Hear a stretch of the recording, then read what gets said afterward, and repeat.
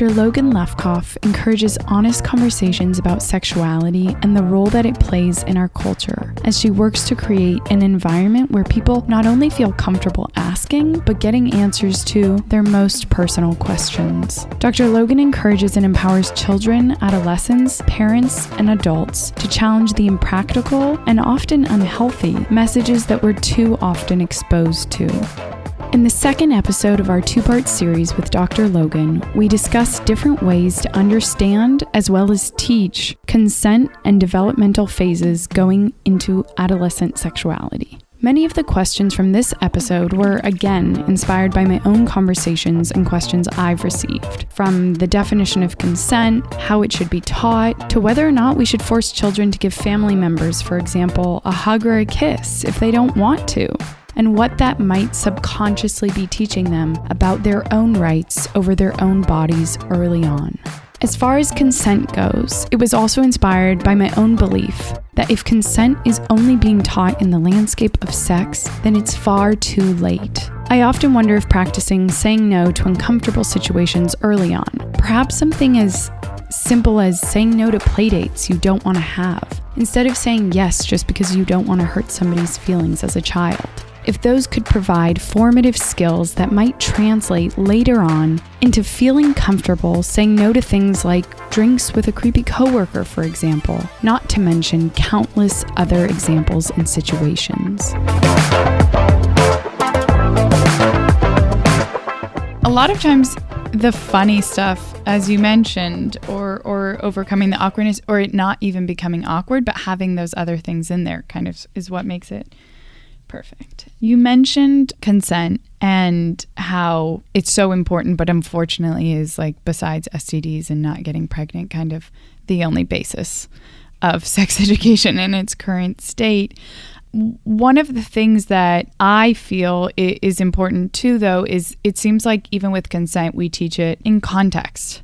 We teach it in the context of sex. Huge mistake. And so for me, I just don't understand that if people haven't been taught consent and don't know how to say, you know, later on, no to going out to drinks with, you know, their boss when they know it's not just a meeting, or no to all these other things. Or as a kid, practicing saying, oh, you don't have to go over to a play date at your friend's house. You can say no. You don't have to go just because you feel bad. Right. It's funny you say that, because when I do parent talks, I say quite often that our biggest mistake is that we make consent only about sexual behaviors. Instead of focusing on how many times our young people are using the language of consent all the time. So at school, I'll ask my students, how did you ask for consent today? And they'll say, I asked if I could go get some water at the fountain. I said, exactly. You said, may I go get a glass of water? And you hear the answer, and the answer is either going to be yes or no. And you have to deal with whatever the answer is. You know, in our home, you know, if my daughter is using my son's Xbox, I'll say, you know, did you get his permission first? And if the answer is yes, awesome. If the answer is no, she has to say, you know, may I use your Xbox? And hear and understand and be okay with the answer. So we practice it all of the time, and also about bodies, right?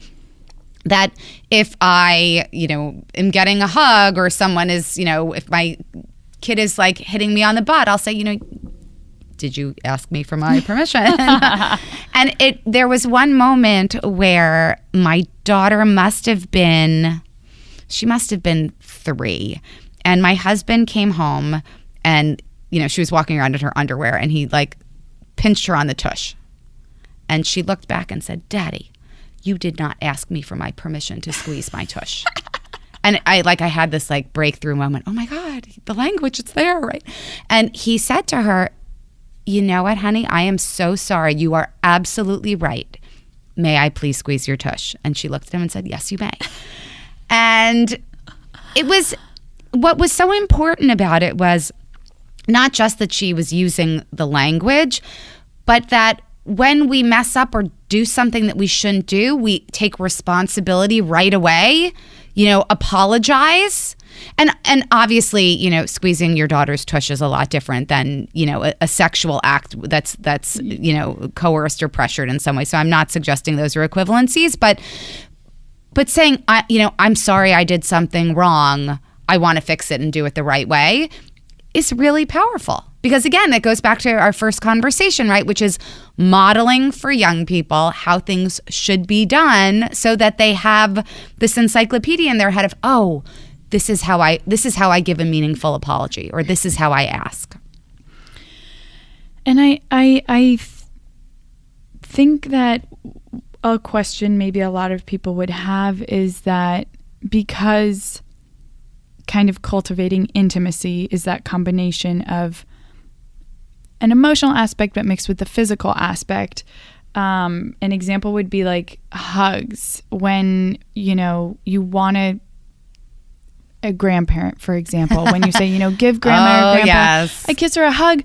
But the thing is, or with the parents, if you kind of need that in the early years, the touch and the physical closeness to be able to cultivate intimacy. But if you have a child who maybe just says no because they feel like it, or, you also want to make sure you're giving your kids the opportunity to feel that closeness, so it'll be reinforced later on. So I don't want to mix up my words. No, but it is the most complicated caregiving parenting issue, which is really you want your kids to have some advocacy for themselves and to speak up, and if they, and not force them or pressure them into giving someone a hug or kiss, right? Because if we keep falling prey to doing something because someone's asked, we become teenagers and then adults who, avoid the discomfort and just do things, right? Which we don't want. And sometimes it means telling your parents that you are teaching your kids to advocate for themselves, and they may not necessarily want to give you a hug, and they have to be okay with that. And that is a really hard thing for a lot of people to do. I try and do it now. I have a almost 2-year-old nephew, and sometimes I'll want to run up and say, give me a kiss, and I'll stop myself now and say, I would love a kiss, but you don't have to give me one if you don't want to. Right? Right. And sometimes he won't. And I'm really cool with that because it's his call. And he should know that it's always going to be his call. And so from that very young age, yeah. But you have to be the type of person who doesn't take it personally if a kid doesn't want to hug you. And it doesn't mean they don't love you and adore you.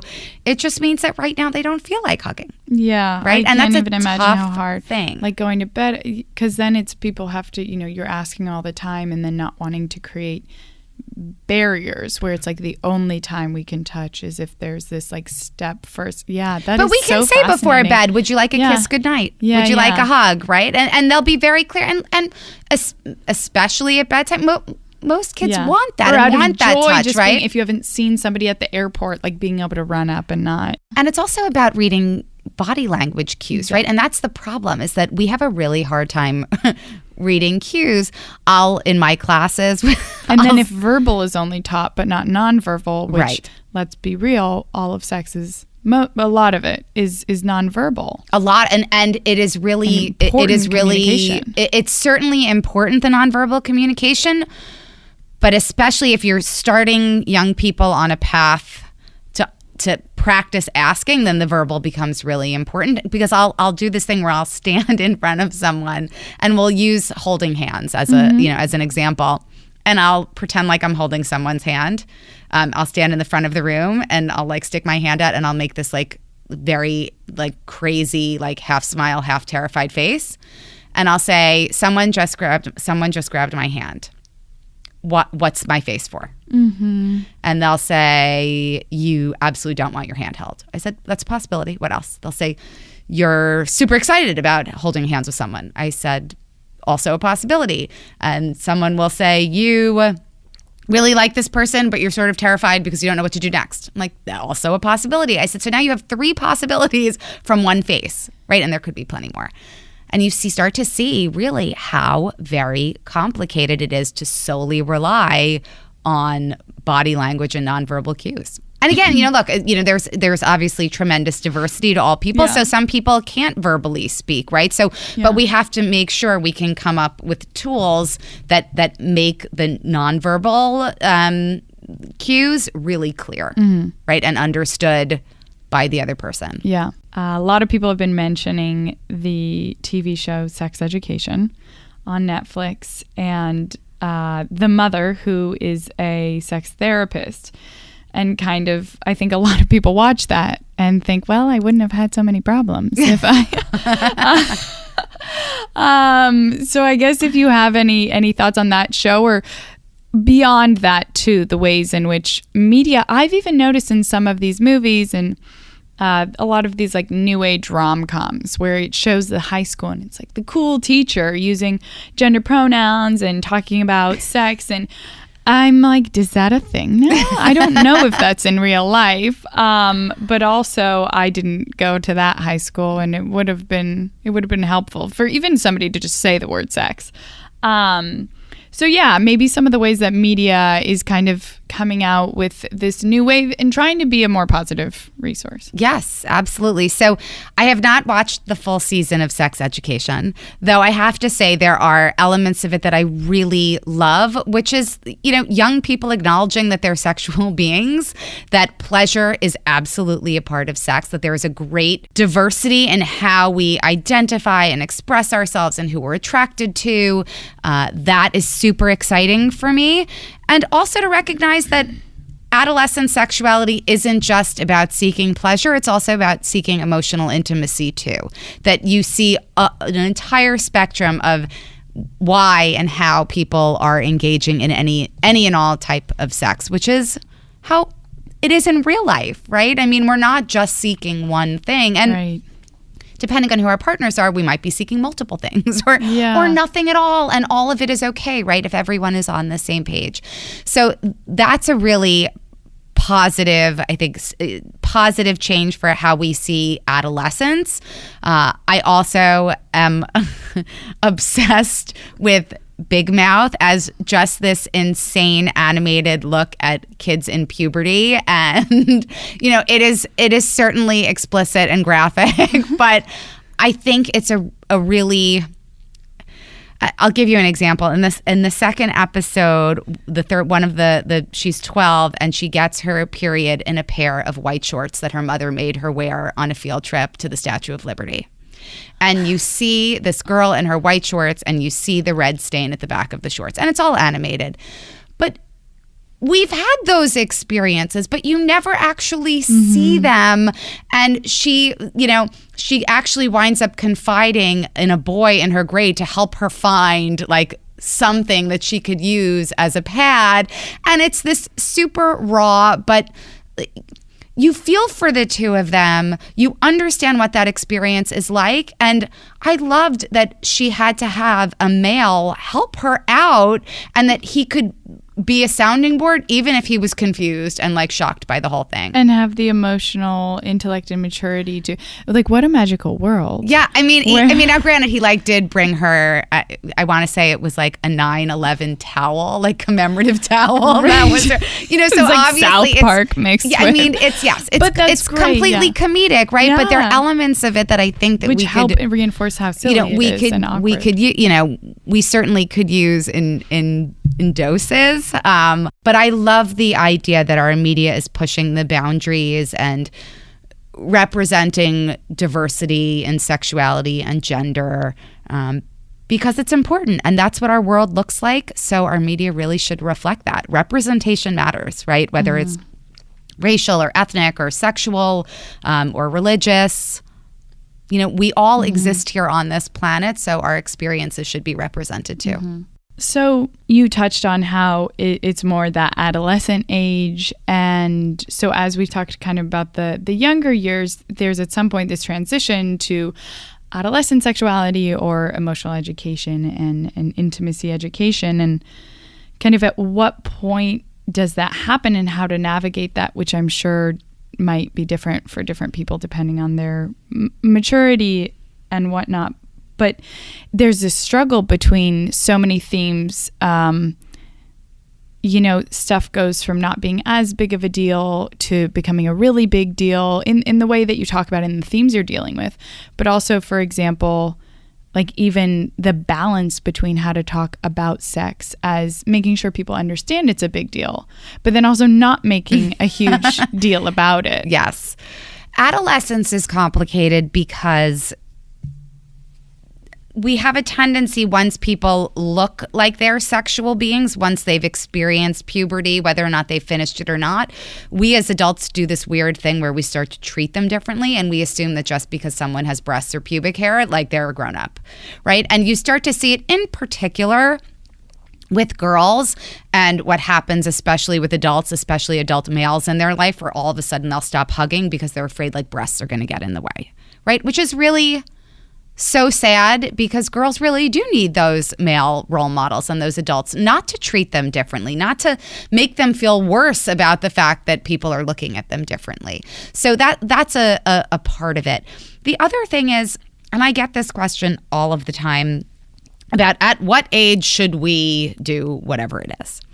And the answer is always, age has never been the sole determinant of someone's ability to make a good decision about any type of sexual behavior. Yes. I mean, there are some teenagers who make amazing, beautiful, thoughtful decisions about sex and relationships, and there are some adults that do a really shitty job, right? So it is certainly not solely about age. The only difference is the younger you are, the harder it is to manage the responsibilities that come with exploring, certain sex behaviors, and not necessarily just the most obvious ones, like, a potential for pregnancy or STIs, but the things about the changing dynamics of a relationship when you've shared your body with someone, right? How other people perceive you. How do you navigate that transition in a relationship? Like, those are the tougher things that we often don't talk about. But the transition is different for all people, but it is an important transition. And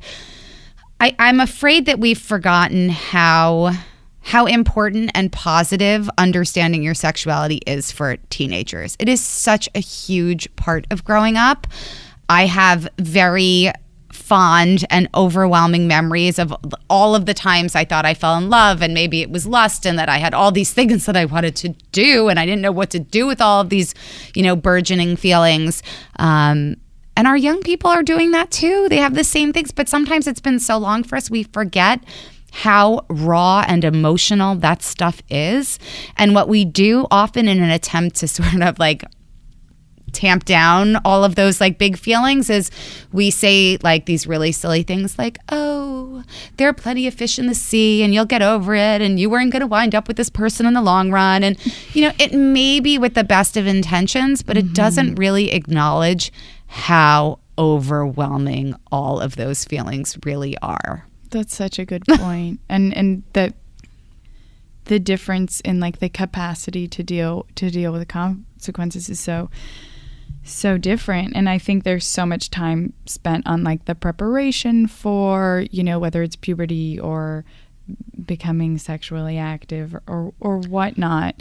And then it just goes up until that point versus how to get through a breakup, or as you mentioned, that amazing point of how relationships change when you shared your body with somebody. And and also just the and it sort of gets back to sexuality education or more formal sex ed, which is this. It drives me crazy when we focus so much on teaching people how to say no to something, which I find is a really silly skill to have unless you're going to teach people how and when to say yes to something. The idea that we only talk about the no without acknowledging that at some point people are going to want to make the decision to say yes. That will be the right decision. And they have to think about how that happens, how to say yes in a way that's understood, and also when to. Like, at what point in a relationship, what should that dynamic look like? What qualities should you and a partner have, as opposed to just assuming that the answer is always going to be no until some arbitrary, like, magical age or, state or stage in life, which is silly. For some reason, it just reminded me of when people ask, like, how do you know if you've had an orgasm? There are all these things where unless you teach also the positive, this is what it feels like when you want to say yes. If you just teach the no and there's no context of the other side, you're like, but I don't want to say no, but that just means it's a yes then.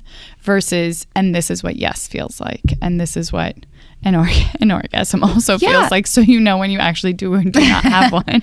Right. I mean, to be one-sided is really just unhelpful.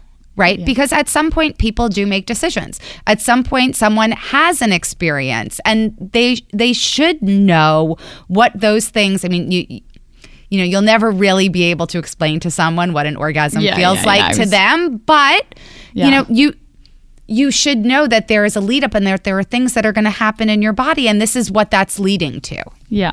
But oftentimes sexual response is often missing from sex ed, which is really interesting because we really have no problem talking about it when it has to do with assigned male puberty, and we talk about erections and wet dreams and ejaculation, right? Whereas if we're talking, I mean, let's just acknowledge that the idea of being intersex is often omitted entirely from conversations about puberty and growing up. So that's, you know, a huge issue that I think an inequity that we should do a better job at. But also the idea that when we talk about, you know, assigned female puberty, it is really and specifically about one's reproductive potential, as opposed to talking about the clitoris and masturbation and the erectile tissue that's in the clitoris and the clitoral bulbs, and that actually bodies aren't really that different. They might look a little different, but actually they work fairly similarly. That was one of the most fascinating things I learned when it's like, it's all the same. Yeah. It's literally the same with a different setup. Yes, except for the fact that with one particular sex, we say like your entire existence is based on whether or not you use your uterus, you know, and the others were like, well, you can masturbate and white stuff comes out. Like, that's great. But it's a really, it's certainly not an equitable way of looking at sexual development. And also, like, look, some people are not going to want to get pregnant. Some people are not going to want to have biological children. Some people don't have the ability to. So if at 9, 10, 11, we're telling, you know, a pretty large percent of the population, no, actually, this is yours and you own reproductive potential, I don't know. It never really felt right to me.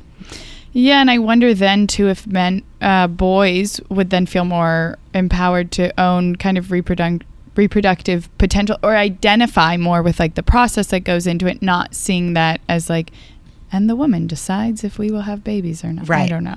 Yeah, that it's just about, well, it goes back to that whole like, you're supposed to you know, sow your wild oats, seed everywhere, and like you know, shut your legs until the right time. Yeah. Right? That just reinforces that really old, ugly double standard, which is really my reason for getting up every morning to fight that. That's really the only reason I get up. Yeah. What are some of the other kind of the battles that we're fighting in terms of these themes? God, and I mean, the long list. It feels like there is so much. Certainly reproductive choice, sex ed, equity in the, you know, trans, non-binary, you know, the full LGBTQ rights. You know, we have some really great advances too, which is, you know, states now making it an optional to have a non-binary gender identification on birth certificates. Like, so we are making some steps, but it just seems like for all of those, we keep having some really old, ugly debates that are really based in, I mean, just to be completely honest, lies. Lies about how women's bodies work, lies about how, when, and why people choose to terminate a pregnancy, as if these are arbitrary decisions that people with uteruses just randomly make because we're horrible people. I cannot even believe that it's 2019 and we still have those conversations today. Yeah. You, going back earlier, for example, how relationships change after sharing your body, some of these things that are probably a lot of people maybe don't think about. What would be some other examples of that? Or, for example, with adolescents, these kind of new conversations that maybe didn't exist before about sexting. Oh, sexting. The one thing I will say, and I talk through this a lot with adults and parents and caregivers, is because inevitably they will ask that question, like, what if they're sexting? Now, there are real potentially negative outcomes to sending digital pictures and images or videos of yourself or, you know, someone else underage, you know, naked or sexual, like, for sure. big legal implications because our laws have not caught up with technology yet, and also just problems in terms of social dynamics once things become public, for sure. But the why people do this is a really interesting thing. And one of the things I'll say to adults who seem to think that we are also beyond doing that, right, is I would like to remind you what we all did when we were that age. So to be perfectly candid, when I was a teenager, we had those, instead of not like the AOL chat rooms, but we had the chat phone lines where we would call these like, they were definitely not 1-800. They were absolutely like $3 a minute, and you would get this crazy bill at the end of the month, and you'd have to tell your parents like some horrible thing that you did on the phone, where all these people would be on a phone line. You had no idea who they were, and we would all use it to say like, my name is Daisy, and I have 36 quadruple D breasts, and we absolutely said all of the things, right, about our bodies, which were clear. I mean, if you're looking at me, that is clearly not a description of my body. But Also, I'm sure you sounded like a child. well, maybe, but so did everyone else, right? Yeah. So no one really knew the difference. But it was our way of using the technology available to us to express our sexuality and test certain boundaries out without actually having to do something physical, right? Which is really no different from wanting to use your phones for the same purpose. The only difference is there is no anonymity. And the long-term impact is a lot more real, whereas when you were calling this phone with like 40 other teenagers, there was a sense of privacy. Yeah. You know, no one was going to come find you. The only people there were like your girlfriend sitting next to you and doing this too with you. So and it felt safe. It did. The perception was that it was safe. And one of the things that I think that parents get wrong is that we assume that our kids, are smarter than they are is not really the right word, because they are smart, but they don't necessarily understand long-term implications the way we do. And when someone says to me, well, I thought my kid knew better, I said, and I'll say, well, did you ever explicitly say you are not allowed to take pictures of you or your friends naked with your phone? They'll say to me, no, I never said that. I said, well, then how are they supposed to know what your expectations are? Because you weren't clear with them. Be clear. I mean, if we're clear, then they'll know. Right? And that doesn't mean they won't try to push boundaries, because they will, and they're teenagers, but at least they'll know what your expectations are.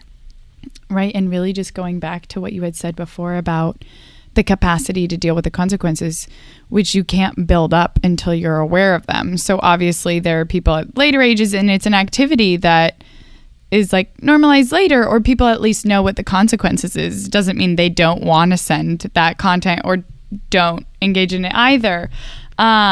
It's more just making sure it's under the right circumstances and that people are at least aware of the consequences. And it's about evaluating your partnerships. I mean, because a good lesson for me, I really believe that, especially as a minor, no good partner asks you to take that big of a risk, right? I mean, the risks are just too.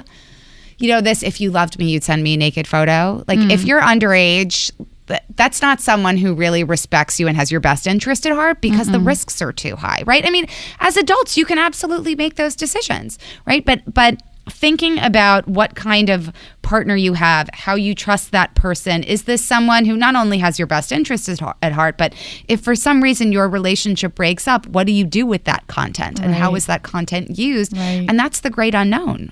Right? It's hard enough for adults to handle that. A 16-year-old has many a challenge, especially if the teenage culture is one where we slut shame and, you know, perpetuate the double standard. Yeah. And we don't hold people accountable equally. Yeah, I love that, teaching these lessons through kind of recognizing trust in a way. Yeah, I mean, it because all of those things either make sense or they don't make sense depending on the type of relationship that you have. And I always tell my teenage students, you know, when I use the word relationship, I'm not talking about like capital R, long-term, monogamous, we're getting married relationship. Any interaction with someone, whether it's for a night or a week or, you know, whatever, that's it's a relationship. It is a connection between two people, whether there's emotion attached or not. So it's important to know that in each of these situations, what are the things we need to be thinking about? And what are things that, may in reality be too risky with, the partner that we're with? What would be, either some actionable advice or specific insight or behaviors that you would maybe share with some listeners who might be kind of in that young formative, be it, middle school, but through college? Younger listeners, I would say, first, to think about who you are. What do you want out of your body, out of a relationship, out of a partnership? And know that whatever that is, that's okay, right? It's okay to not want a relationship, capital R. It's okay to want to experiment. It's okay to want your body to feel certain things. But think about it first, right? What is it that we want? Because oftentimes, and it's really a lesson for adults too, we go into relationships and at some point we say, oh, this isn't what I want, but we actually never even knew what we wanted because we never gave ourselves the freedom to think about it in the first place. And then I think it's okay also to, as I said earlier, own the awkward. Don't be afraid to be uncomfortable or awkward, because that goes with the territory. That's part of growing up. Even if you've been with someone hundreds of times, having conversations about sex and pleasure and sexual health and condoms and getting tested for STIs, like that doesn't ever get not awkward. You just get used to the fact that it's awkward, right? So I think that those are my big actionable steps. And also just to know that whoever you are is who you are supposed to be, and that you don't have to fit into some unrealistic paradigm because that's what you see, right? There is no way that we can ever be fulfilled if we're trying to fit into someone else's definition of what a sexy sexual person is. But that was an amazing last point, that you can't look kind of to define yourself in somebody else, or to define yourself by what you think somebody else is looking for. And thank you for joining us today and helping us learn how to embrace the awkward and the magic of the awkward. The magic of the awkward. Yes. Well, it was my pleasure. Thank you for interviewing me. Thank you for making this an important subject. Thank you so much for tuning in to listen to the BBXX podcast. You can learn more on our website or on our social media at bbxx.world. And if you believe in what we're doing, please do help spread the love by sharing this with someone you care about. Until next time.